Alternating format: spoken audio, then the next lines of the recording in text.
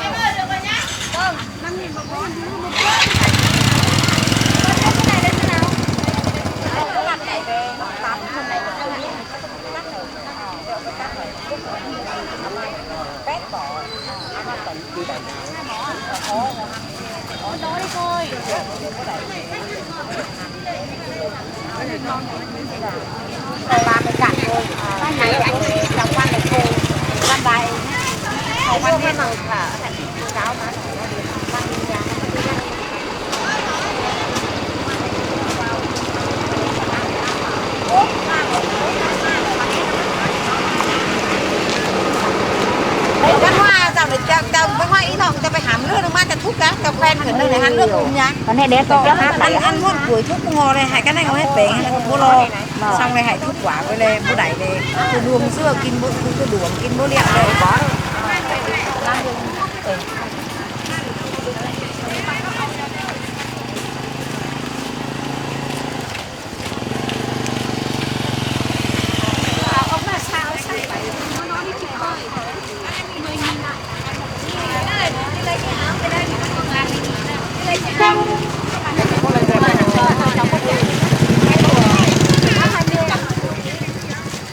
cô lấy một bó rồi.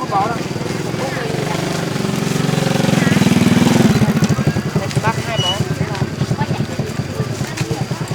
Mua đi chị ơi.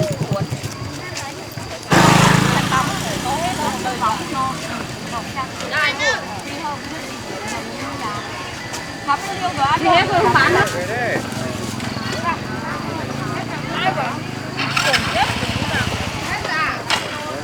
Hải Phòng ngay ở trên đèo này đi.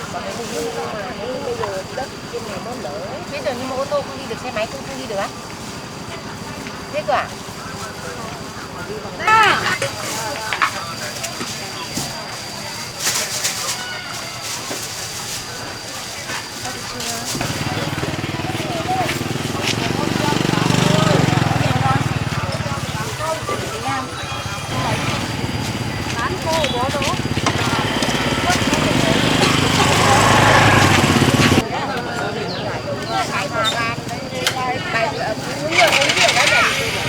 Lấy về cuốn 3-4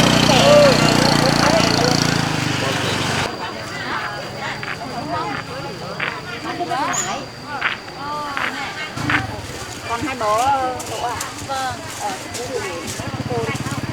Từ nắng quá thì tôi đi về. Vâng, nắng rồi hôm nay nắng quá quá. Tôi có bố nhá. Anh nhà mặt con này. Trời này tại sao mưa tiếp.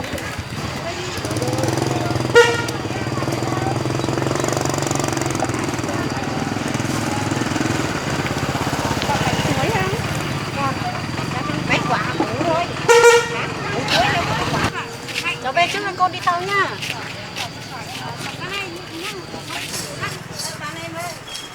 Đây đang bán đây. Chị ơi, nho này bao nhiêu nhờ? 80 em ơi. Vâng. Ngoài trong như nhau. Ngoài trong như nhau á? Đây lấy quả to. 62 nghìn. Hôm nọ đợt nào sẽ trả hết cho cháu rồi. Không, các bạn là đợt nào thì cháu cũng lấy cái hoa ớt này cho mà dùng này cái hoa bé như các bạn nói chuyện bảo là bà khuyên bảo mà ôi chết cái giảm mấy lần nào tới giảm không, bà khuyên này ý này không hiểu. Có một đợt là lên bán được này.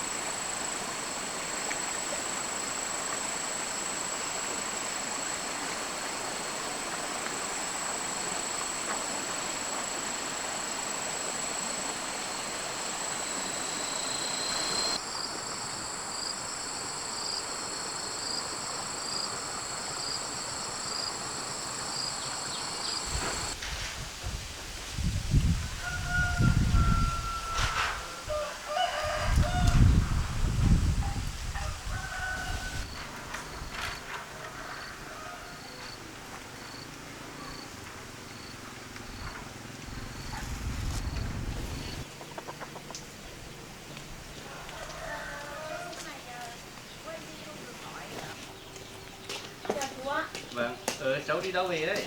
Cháu đi thực cái chợ. À thế à? Vâng. Chú đi đâu về đây? Vừa đi làm gì đó? Vâng. Thế cháu đi chợ mua cái gì hay là đi bán cái gì ạ? Sáng nay cháu hái được ít lỗ để đi bán chú ạ. À, vào nhà uống nước đi. Vâng. Hôm nay trời nóng lắm chú ạ, chợ nóng.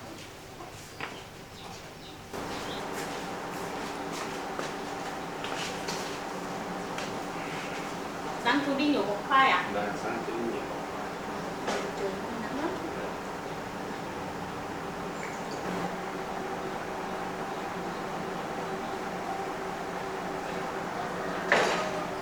Cháu uống nước đi.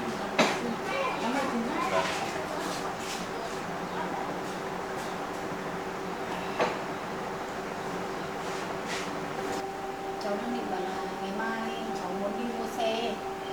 Đợt này đường cũng khô ráo ấy. Thì cháu nhờ chú mai đi cùng cháu. Vâng. Vâng, được. Thế mai đi buổi sáng hay buổi chiều ạ? Chắc là đi buổi sáng cho mát chú ạ. Vâng. Thế mai cứ xuống để chú cùng đi. Vâng. Đấy, cháu mua được ít nho xong là lấy vào cho tìm ăn. Cháu cũng mang về trên nhà mà ta. Nhiều lắm chú ạ. Đây, mình cháu đi.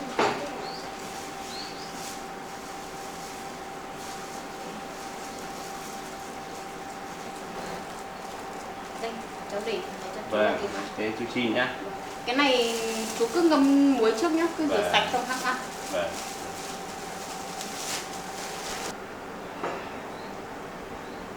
Vậy nha chú ơi, cháu xin phép cháu về luôn đây ạ. Vâng, thế mai cứ xuống sớm một tí nhé. Vâng. cháu về đây ạ. Vâng.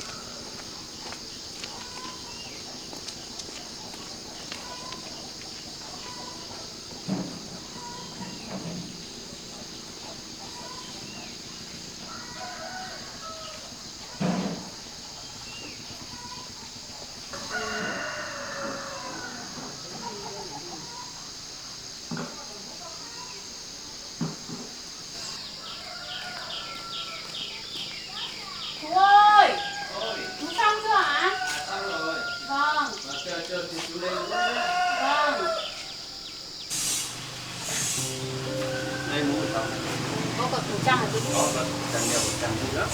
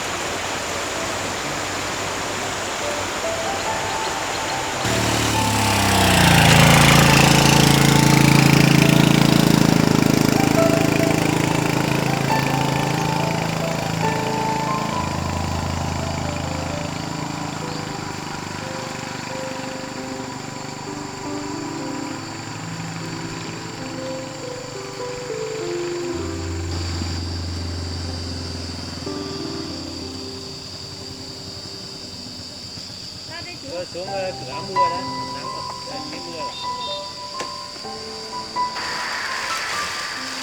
Cái mưa to này cũng được.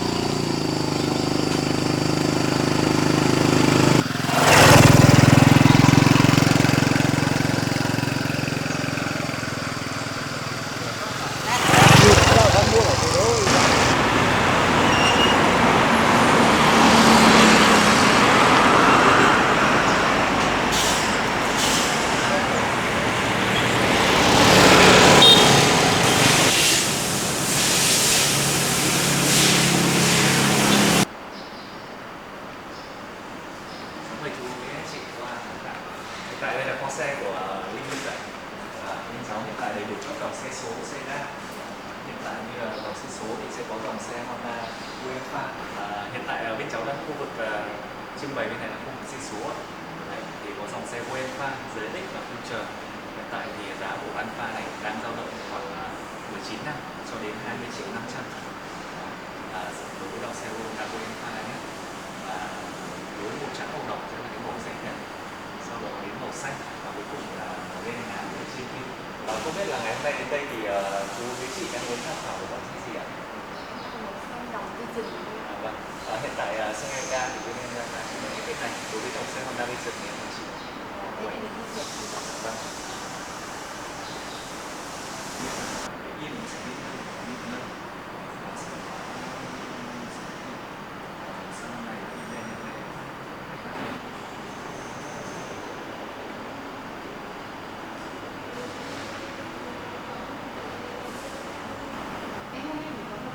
Đúng rồi.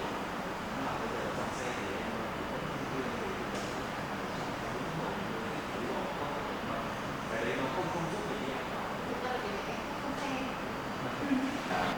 nhiều chương trình khuyến mại hơn. Đấy. Và rất nhiều người đi mua xe vào tháng 7 âm cũng không ảnh hưởng gì cả.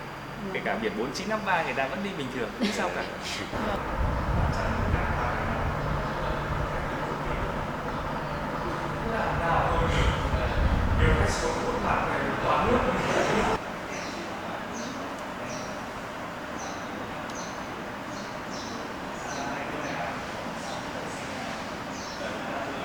Con màu đỏ này thì cái này màu trắng như là Con này sẽ là bản cao cấp. Con này bản cao cấp, nó khác màu trắng là nó sẽ con này sẽ đắt hơn một chút. Con này là bản khác.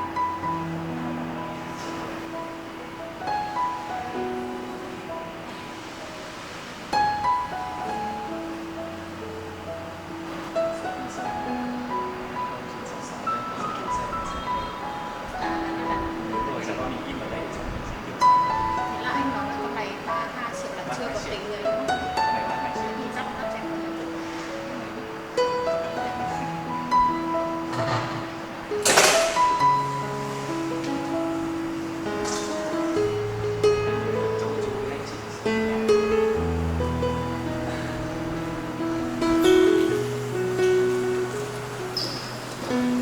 Cái tiền này lấy vào hay là lấy ra ấy?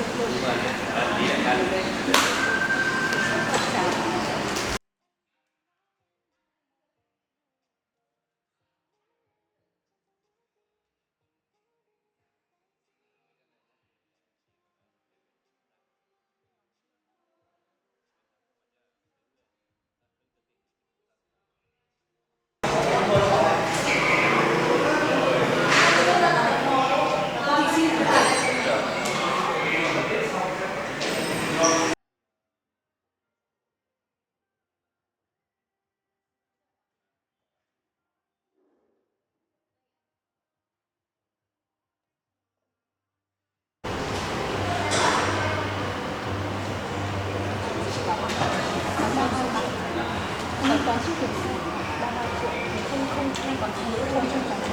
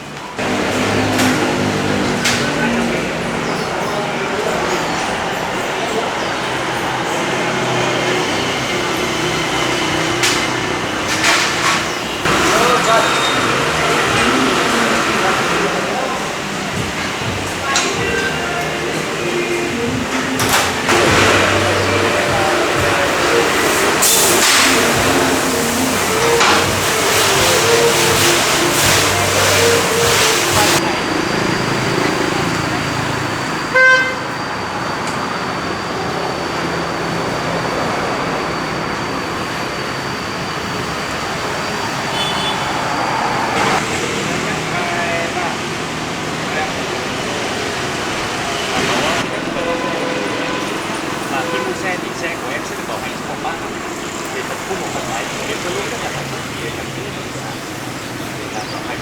Còn về lượng của máy má phanh gốc là ở về xăng thì bây giờ là phải qua cái xăng dầu máy các xăng về đầu hai con AB ấy. Đầu tiên là mở cốp em ở đây nhé, mình sẽ đổ xăng trong này và đất tiếp theo thì em sẽ khởi động xe bình thường, có tay trái và để các bạn. Và xe mới là sẽ không hắt bóng đèn, cái này mình hắt thì mình ra ngoài tay không hắt.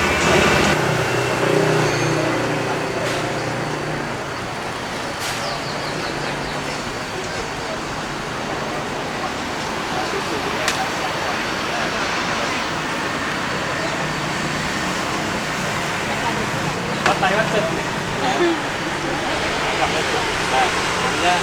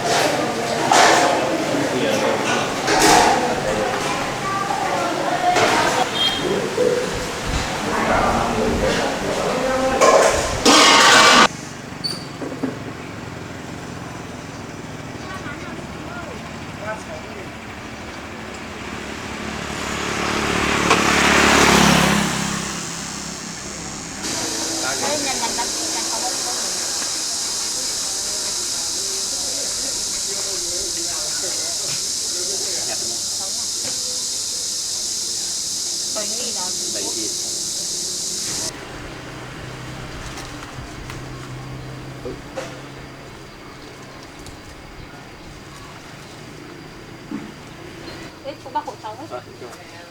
Quả chúng cho bao nhiêu nhỉ? Cái nho này nó cân một cái chùm này.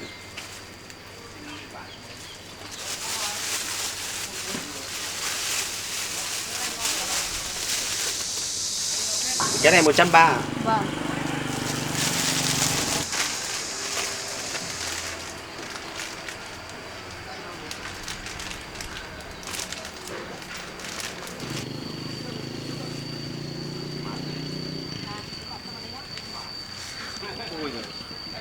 mày mãi về. Không, kéo.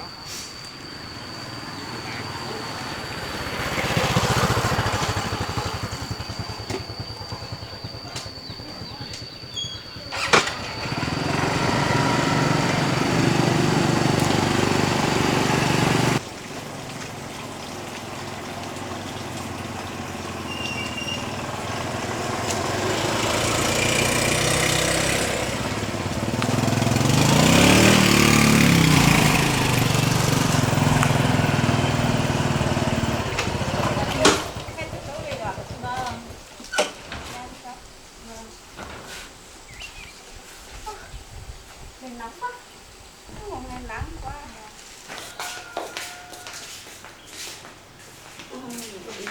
Cháu ngồi đây không chú ngồi đây.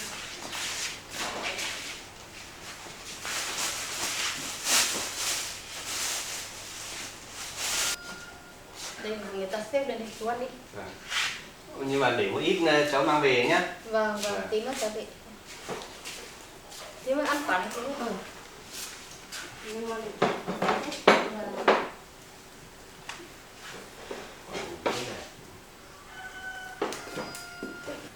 đây, bỏ lại chú ít nữa được ăn. Ui, để Đây, cháu mang về cháu đi. một mình, cháu một mình cháu ăn.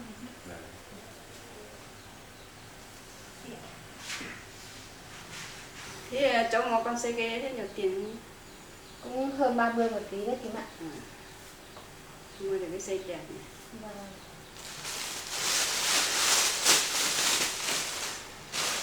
Vâng, chú thì uống nước nhá.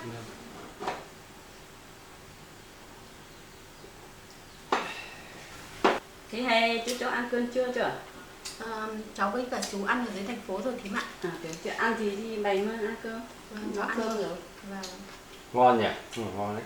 Vâng, chắc là ngọt đấy chú ạ. Ngọt. Ngọt lắm. Cháu uống nước đi. Vâng. Hôm nay chú đi với cháu vất vả, cháu cảm ơn chú nhiều nhé. Và không có gì nhà mình mà. Thế cái đồ của cháu như thế kia có lấy để xây lên trên nhà không? Cháu để đây thôi thím ạ. Để Để cái đây đường cái đường đấy chắc cũng lấy để xây lên đâu. Vâng, cháu gửi xe ở đây luôn. Thì đây xong hôm nào đi đâu thì lấy xuống lấy xong đi thôi. Cháu nghỉ ngơi xong là tối nấu cơm xong là ăn xong mới về. Thôi cháu về luôn chú ạ. Vâng. Về trên nhà, có dọn dẹp qua cái nhà nữa. Vâng. Nên cả ngày nay rồi. Vâng. Cháu về luôn chú thím nhá. Và đi lúc nào lại tụi chơi nhé. Vâng. À đây chú ơi, cái mũ cháu để đây luôn nhá. Vâng, để đấy được mà. Cái vò nhà chú rửa được xe không? Để cháu rửa cái xe đó, nó bẩn quá. Được ạ, thì đây, cứ để đây chiều mát mát là chú rửa tôi ra lên nhà. Vâng. Thế chiều chú hộ cháu nhá. Vâng. Xong rồi dắt, nếu mà được thì dắt các hộ cháu ra dắt kia cho nó. Cháu về đây. Vâng.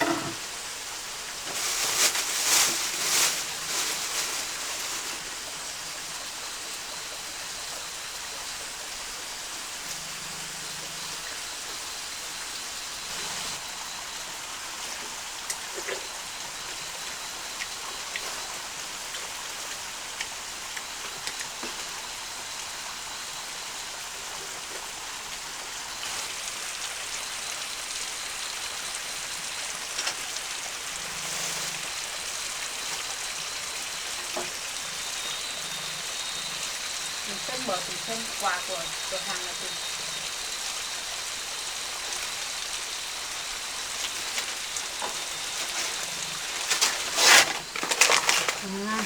đây hình như là một bộ cốc. Đúng rồi, đây là một bộ cốc thủy tinh. Đây là một bộ cốc thủy tinh trơn. Mình có thể dùng để uống nước. Mình sẽ cất nó đi.